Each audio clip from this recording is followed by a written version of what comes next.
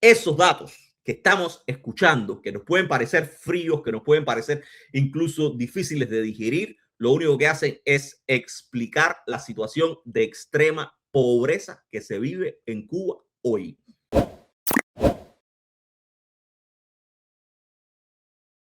Hace unos minutos, hace apenas un par de horas en la mañana de hoy, la CEPAL publicó este anuario estadístico que pueden descargarse todos ustedes del sitio web de la CEPAL. Y es un anuario que ofrece un dato que debería encender las alarmas de muchísima gente, por lo menos que debería llamar la atención de muchísima gente que sigue creyendo que la situación humanitaria de Cuba hoy, las condiciones económicas del país, se deben única y exclusivamente a eso que han denominado cerco petrolero y que teóricamente comenzó el 29 de enero de 2026, después que el presidente Donald Trump firmara una orden ejecutiva. Y lo digo porque esto que están viendo en pantalla no es otra cosa que el anuario estadístico de América Latina y el Caribe para el año 2025, o sea, el año que acaba de culminar. Y es un anuario que lo publica la CEPAL todos los años, pero el dato más importante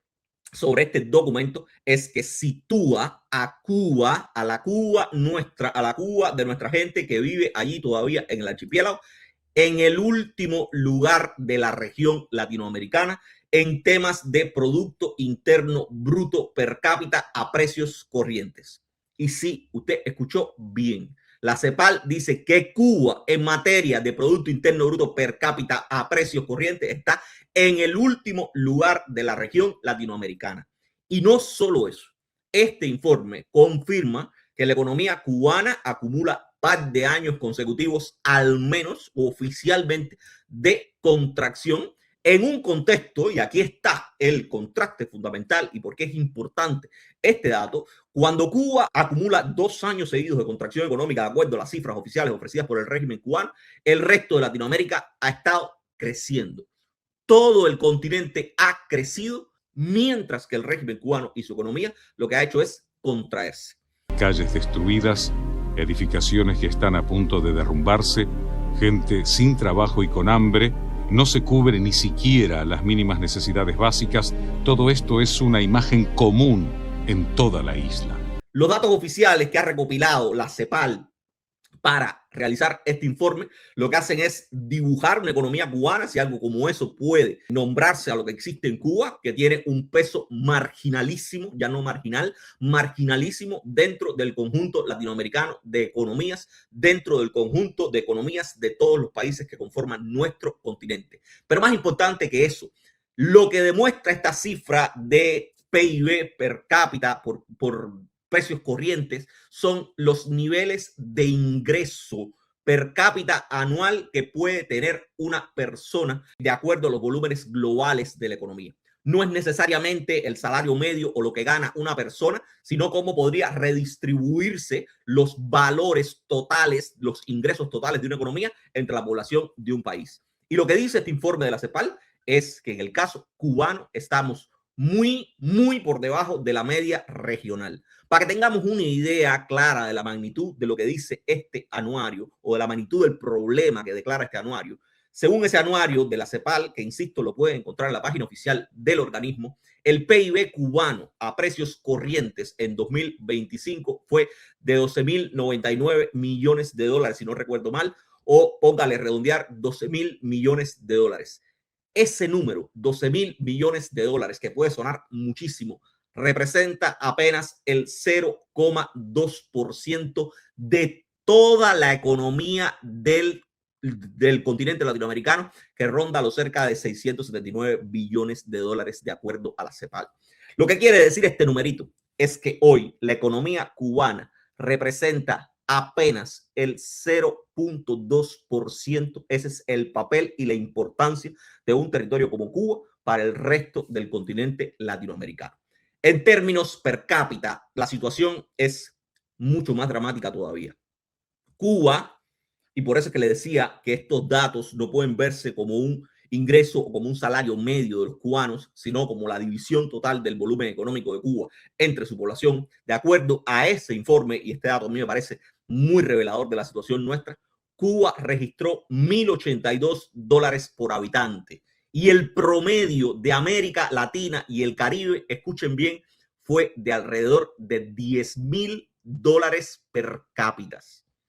Estamos hablando ahora mismo que en el 2025, de acuerdo con la CEPAL, existe una brecha cercana al 90% entre lo que viven los cubanos y el resto de Latinoamérica. Esos datos que estamos escuchando, que nos pueden parecer fríos, que nos pueden parecer incluso difíciles de digerir, lo único que hacen es explicar la situación de extrema pobreza que se vive en Cuba hoy, sin ninguna discusión. Pero hay otro elemento que yo creo que es muy importante también dentro de este informe y tiene que ver con las correcciones de los efectos que puede tener la inflación en cada uno de estos datos. Y hay que recordar también que la CEPAL lo que utiliza son los datos oficiales del régimen cubano. No estamos hablando de que la CEPAL sea un organismo regional que esté utilizando informes de autoridades independientes, informes de investigadores independientes. Está utilizando única y exclusivamente los datos oficiales del régimen cubano e incluso esos datos están arrojando esto. Y por eso es que les digo que también si se corrigen los efectos de la inflación utilizando el PIB a precio constante de 2018, que son los últimos datos que tiene la CEPAL, la economía cubana alcanzaría unos cerca de 89 millones de dólares, lo que equivaldría entonces apenas al 1.4% de toda la economía regional. Esa es la CEPAL intentando utilizar el fenómeno inflacionario para colocar en contexto o más contextualmente la situación económica cubana. Eso es lo que nos está diciendo la CEPAL hoy por hoy y son datos, insisto, que no es de febrero de 2026 después del inicio del cerco petrolero o del recrudecimiento del embargo. Estamos hablando de datos del año anterior, un año que hay que recordar se nos prometió en alguna medida que iba a ser mejor y en el que íbamos a crecer al menos un 1% o en el que la economía del castrismo iba a crecer al menos un 1%. En esa medición, incluyendo la inflación, el PIB per cápita se ubicaría en cerca de 7.952 dólares, incluso muy por debajo de la media regional, que insisto es de cerca de 10.000.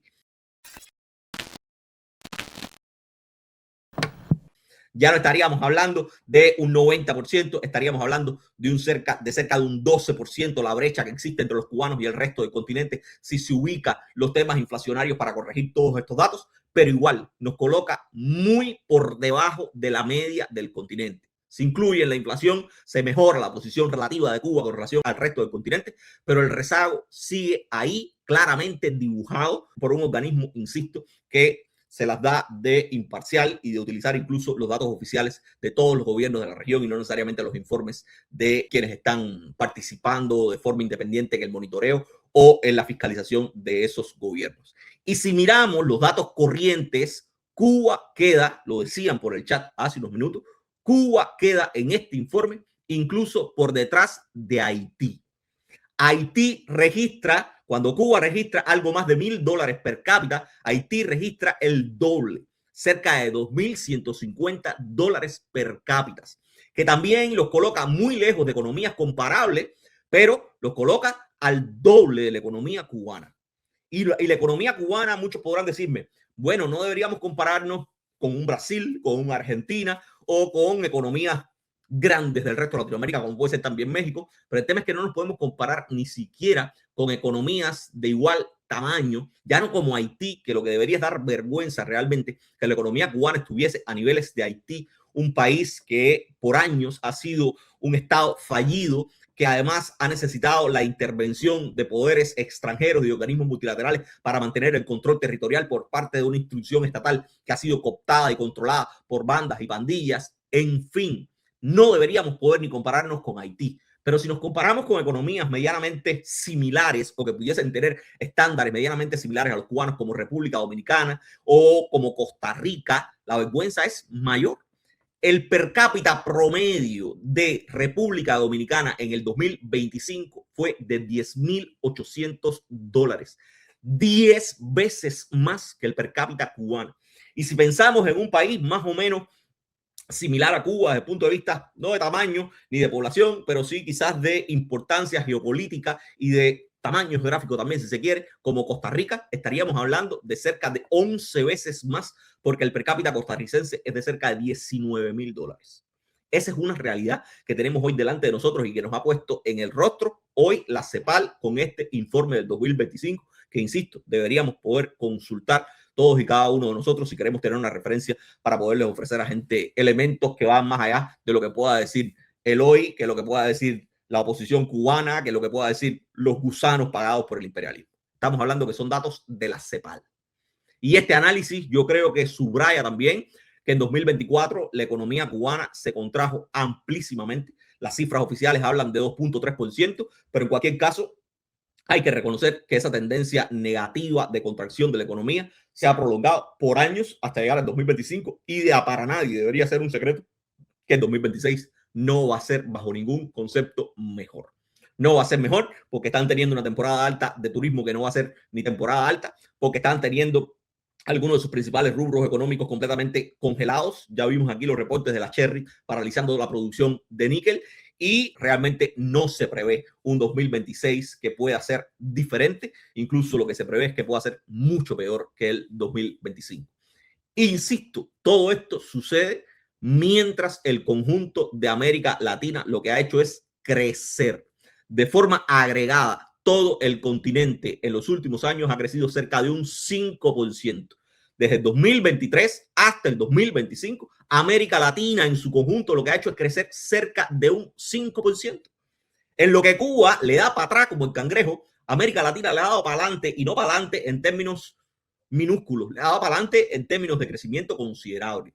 Por eso es que yo digo, mientras la región latinoamericana crece, y yo creo que este es el dato que tenemos que tener por delante los cubanos para entender qué nos estamos jugando en el contexto latinoamericano, para no compararnos ni con Europa, ni con los Estados Unidos, ni con Canadá, para que los cubanos entendamos qué nos estamos perdiendo en el contexto latinoamericano. Mientras toda Latinoamérica ha ido creciendo en los 2-3 últimos años, lo único que ha hecho el régimen cubano es contraer una economía maltrecha desde hace mucho tiempo. Y eso, gente buena, no es un episodio puntual, no es el resultado de un shock externo, es el resultado de un deterioro estructural que se viene produciendo en Cuba de forma continua desde hace años.